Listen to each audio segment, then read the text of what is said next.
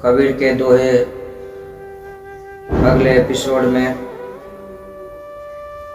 आगे के दोहे को लेकर उपस्थित हैं। आइए जानते हैं और कबीर साहब के वाणी को समझने का प्रयास करते हैं। छात्रों के लिए भी तथा बीए के प्रथम वर्ष के छात्रों के लिए और अध्यात्म से रुचि रखने वाले जो अभिभावकगण हैं उन सबों के लिए यह वीडियो बहुत ही महत्वपूर्ण है। आइए हम लोग जानते हैं कबीर साहब की वाणी।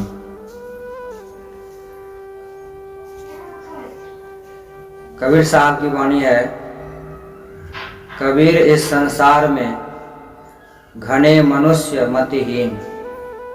कबीर साहब कहते हैं कि इस संसार में मनुष्य जो है ना उसकी बुद्धि जो है हीन हो गई है। बहुत ऐसे लोग हैं जिसकी बुद्धि हीन हो गई है। राम नाम जाने नहीं आए टापा दीन। कबीर साहब कहते हैं कि लोगों की बुद्धि इतनी भ्रमित हो गई है, इतना हीन हो गया है कि लोगों को भगवान का नाम जपने का समय नहीं है। वो समझ नहीं रहा। वो समझता है कि हमारा जीवन बहुत आराम से कट रहा है, बस यही सुख है। इसलिए कबीर साहब ने संसार के लोगों को मतिहीन कहा, बुद्धिहीन कहा, क्योंकि व्यक्ति को बुद्धि नहीं है, उसे यह सोच नहीं समझ नहीं है कि हम इस संसार में आए क्यों हैं और हमारा काम क्या है। और यही जिंदगी संसार के काम को करते करते समय बीत जाता है। अंत समय आता है तब कुछ हमारा शरीर जो है वह कुछ करने लायक रहता नहीं है। इसलिए कबीर साहब कहते हैं आए टापा दिन। इस संसार में बहुत से व्यक्ति बुद्धिहीन हैं।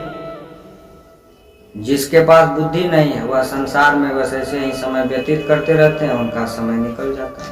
माटी मलनी कुम्हार की घनी सहे सिर लात। कुम्हार अपने घर में जो माटी गूंथता है उसको लात से खूब बढ़िया से गूंथता है। एक समय ऐसा आता है, यही अवसर चेतिया। मनुष्य को कबीर साहब कहते हैं यही अवसर है, चेत जाओ, एक दिन तुमको भी इसी तरह गूंथा जाएगा। चूका अब की घात। अगर अब की बार चूक गए तो तुमको फिर इसी तरह 84 के चक्र में काल लेकर के खींच के ले जाएगा और तुम्हारा कर्म बंधन जो है इसी तरह तुमको भी गूंथेगा। आगे कबीर साहब ने मनुष्य जीवन के विशेषता को बताया है। कबीर कहते हैं मानुष जन्म दुर्लभ है सोई न बारंबार।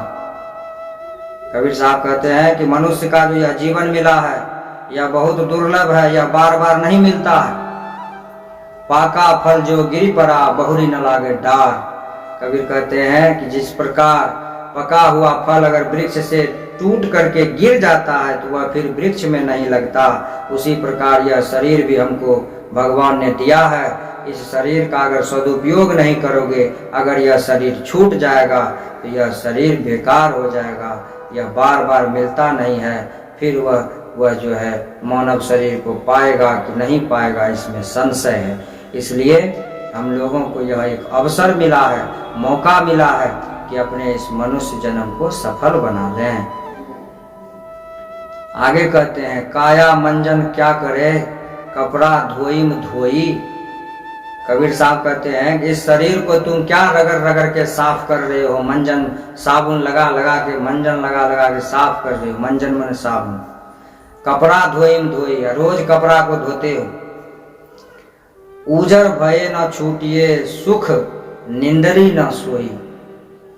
उजर भये न छूटिए सुख निंदरी न हो सोई। कबीर कहते हैं कि उजर भये न छूटिए। काया मंजन क्या करे, काया को क्या धोते हो, धोने से कहीं शरीर उजला तो होगा नहीं। उजर भये न छूटिए सुख निंदरी न सोई। और जब तक शरीर उजला नहीं होगा तब तक सुख से चैन से सो नहीं पाओगे।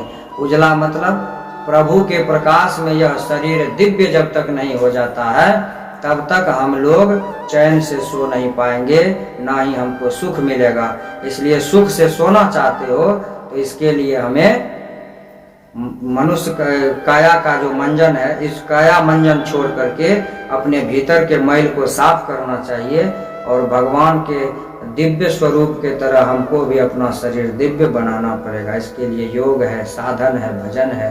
इसके द्वारा ही यह शरीर दिव्य होगा, तब जा करके हम प्रभु से मिल पाएंगे। नहीं तो इस शरीर को रगड़ने से, साफ करने से, कपड़ा को रोज धोने से कुछ नहीं मिलने वाला है। अंतर को साफ करना पड़ेगा। सुख निंद्री न सोई, और जब तक ऐसा नहीं होगा तो सुख कभी नहीं मिलेगा, न ही हम चैन से सो पाएंगे। मतलब जन्म और मरण का चक्र लगा रहेगा। तेरा संगी कोई नहीं, सब स्वार्थ बंधी लई। कबीर कहते हैं तुम्हारा संगी कोई नहीं। हम लोग, कबीर साहब ने संसार के संबंधों पर चोट किया। वो कहते हैं तेरा संगी कोई नहीं, तुम्हारा कोई संगी साथी नहीं है। सब स्वार्थ बंधी लोई, सब स्वार्थ के कारण तुमसे बंधा हुआ। सबको स्वार्थ है तुमसे। जिस दिन तुमसे स्वार्थ खत्म हो जाएगा, रिश्ता खत्म हो जाएगा। इसलिए कबीर कहते हैं तेरा संगी कोई नहीं, सब स्वार्थ बंधी लोई। मन प्रतीति न उपजे, जीव बेसांस न होई। मन प्रतीति न उपजे, जब तक इस शरीर में जान है तभी तक तुमसे लोग प्रेम करेंगे, प्रेम उपजेगा तुम्हारे भीतर। और जीव बेसांस न होई। यह जीव, अगर चाहते हो कि हमारा यह जीव बेसांस ना हो, अब की बार अगर मर गए तो फिर हमको जन्म न लेना पड़े, तो इसके लिए मन में परमात्मा के प्रति प्रतीति जगाना पड़ेगा, अर्थात प्रेम जगाना पड़ेगा। तभी यह जीवन हमारा सार्थक होगा, नहीं तो यह जीवन सार्थक नहीं होगा। दुनिया से प्रेम करके कुछ नहीं मिलने वाला। अगर प्रेम करना है तो ईश्वर से करना पड़ेगा। अगला दोहा कबीर साहब कहते हैं, कबीर नाव जर्जरी पूरे खेवन हार। कबीर साहब कहते हैं कि यह नाव तो जर्जर हो गया है, इसको कौन खेवेगा। जर्जर मतलब वृद्धावस्था जब आ जाता है शरीर को, तब हम भगवान का भजन करने के लिए भिड़ते हैं और कहते हैं कि भक्ति भजन तो चौथम अवस्था की बात है, अंतिम में वृद्धावस्था में करेंगे, अभी मौज करते हैं। तो कौन इसको खेवेगा। जर्जर नाव हो जाएगा, शरीर जर्जर हो जाएगा, तो इसको कौन चलाएगा। कबीर नाव जर्जरी पूरे खेवन हार, हल्के हल्के तिर गए बुरे जिन सिर भार। कहते हैं जो हल्का था वह तो तर गया, जिसके सिर पर भार था वह डूब गया। अर्थात कहने का मतलब है कि यह जो संसार का मोह माया का बंधन है, इससे हमको दूर हटना होगा। धीरे धीरे दूर हट करके अपने आप को मुक्त करना होगा, स्वतंत्र करना होगा। जब हल्का हो जाएंगे तो इस भव सागर को पार हो जाएंगे। अगर कपार पर दुनिया का संबंध, रिश्ता, बंधन, मोह माया सबको अपने कपार पर बैठा के रखेंगे, इसी वजन में हम डूब करके मर जाएंगे। भक्ति कभी नहीं होगा और यह जीव बेकार ही, व्यर्थ ही हमारा यह जीवन चला जाए। आगे कहते हैं, चिंता चित्ती निवारिये फिर बुझिए न कोई। चिंता चित्ती निवारिये फिर बुझिए न कोई। इंद्री पसर मिटाइए सहजी मिलेगा सोई। कबीर कहते हैं कि अरे भगवान की खोज में जो तुम दर दर भटकते हो, पहले अपने आप में सुधार कर लो और फिर भगवान की खोज करना, तुरंत मिल जाएंगे। वही कबीर कहते हैं, चिंता चित्ती निवारिये। अपने चित्त से अर्थात मन से चिंता को हटा दीजिए। होगा वही है, वही जो राम ने रची रखा, जो होने का है वो तो होगा ही। तो फिर मन में चिंता कौन बात का, चिंता को एकदम बिल्कुल हटा दीजिए। चिंता चित्त निवारिये फिर बूझिए न कोई, और बूझ लीजिए कि मेरा कोई नहीं, कोई नहीं, न कोई। फिर बूझिए न कोई मतलब आपका कोई नहीं है, ऐसा बूझिए, ऐसा समझिए। मन से चिंता को निकाल दीजिए और समझ लीजिए कि मेरा इस संसार में कोई नहीं है। इंद्री पसर मिटाइए, और इंद्रियों को जो पसार दिए हैं, 14 इंद्रियों को 14 दिशाओं में, 10 दिशा होता है लेकिन इंद्री 14 तरफ भागता है। इन 10 दिशाओं में जो 14 इंद्रियों को पसार दिए हैं, इसको समेटिए। और इंद्रिय को समेटने के लिए ही ध्यान है, भजन है, साधन है। इंद्रिय जिस दिन समेट करके एक बिंदु पर एक जगह केंद्रित हो जाएगा, मन परमात्मा में लगेगा और क्षण भर में ही परमात्मा का दर्शन हो जाएगा। इसलिए कहा इंद्रिय पसर मिटाइए, सहज ही मिलेंगे सोई, और तुरंत तुमको मिल जाएंगे परमात्मा। सहज में ही परमात्मा का दर्शन हो जाएगा। इसलिए पहले इंद्रिय के पसर को, ये जो इंद्रिय पसरा हुआ है 10 दिशाओं में, इस इंद्रिय को धीरे धीरे समेटने का हम काम करें। इंद्रिय पसर मिट जाएगा, चिंता मन से हट जाएगा, लोगों से हम संबंध समझेंगे हमारा कोई नहीं है, रहे सबसे रिश्तेदारी निभाएंगे, लेकिन मन में मान लेंगे कि मेरा कोई नहीं है। बस प्रभु पर सब कुछ छोड़ दीजिए। जाको जाहि विधि राखे राम ताहि विधि रहिए, इस भाव से भक्ति कीजिए, अपने यह जीवन का बेड़ा पार हो जाएगा। आगे कबीर साहब कहते हैं, कागज केरी नावरी पानी केरी गंग। इस जीवन को बता रहे हैं, कागज केरी नाव, यह जो शरीर है हमारा कागज के समान है, पानी केरी गंग, और यह दुनिया पानी है, संसार पानी के जैसा है। कहे कबीर कैसे तिरु पंच कुसंगी संग। कबीर साहब कहते हैं 5 गो तुम्हारे साथ कुसंगी है, खराब आदमी है। काम क्रोध लोभ मोह अहंकार, ये सभी 5 लोग तुम्हारे पंच पाप।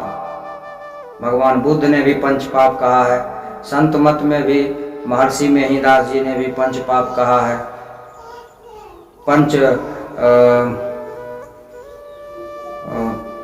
पापों